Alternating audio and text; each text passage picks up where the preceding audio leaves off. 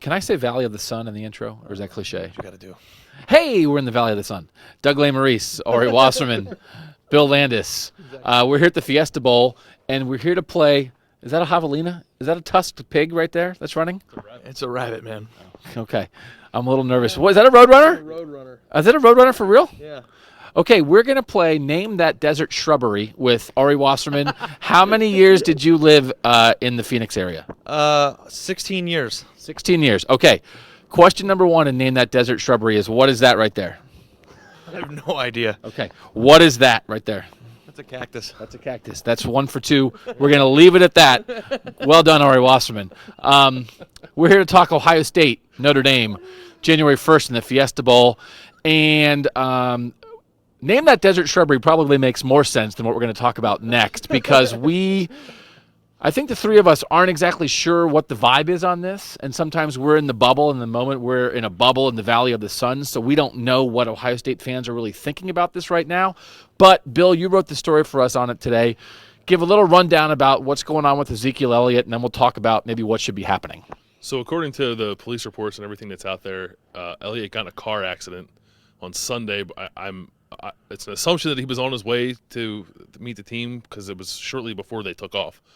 Got in a car accident, and I guess when the police came, he had been driving with a suspended license without, I guess, the hard copy of the license, and also he was charged with basically not reckless driving, erratic driving, and got cited for those 3 things. He's doing court in January, but he's playing, and we've seen some players have some trouble with the law who haven't played.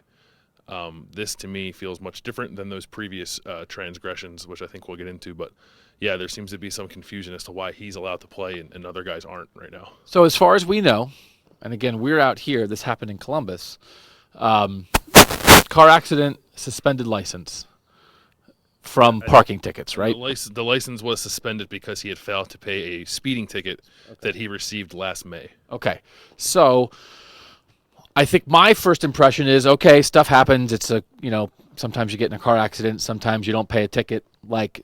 Did you have any other reaction to that? Did it cross your mind at all that maybe Ezekiel Elliott would not play in the Fiesta Bowl or have some sort of playing time docked in the Fiesta Bowl as the result of this transgression?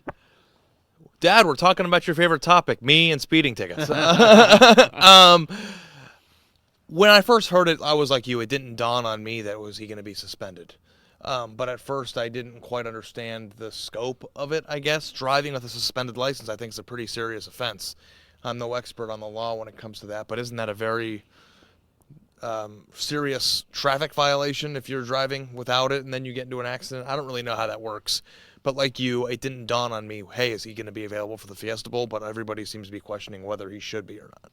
So we will ask Urban Meyer about this when we get the opportunity. And a little bit tied into this, is the Adolphus Washington situation, and we'll take the responsibility on this. We haven't really asked Urban Meyer directly about this stuff because Adolphus Washington is suspended for the Fiesta Bowl. His Ohio State career is over. He was cited for solicitation.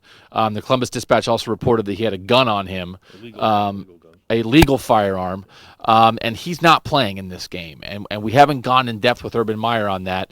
And my instinct sort of is like, well, these things are happening to guys who are leaving the program, so it's sort of like not going to be an issue anymore. But I do buy the idea that, like, well, how Urban Meyer handles these things does matter, and that you don't just lump everything in together. There are different seriousness levels to offenses.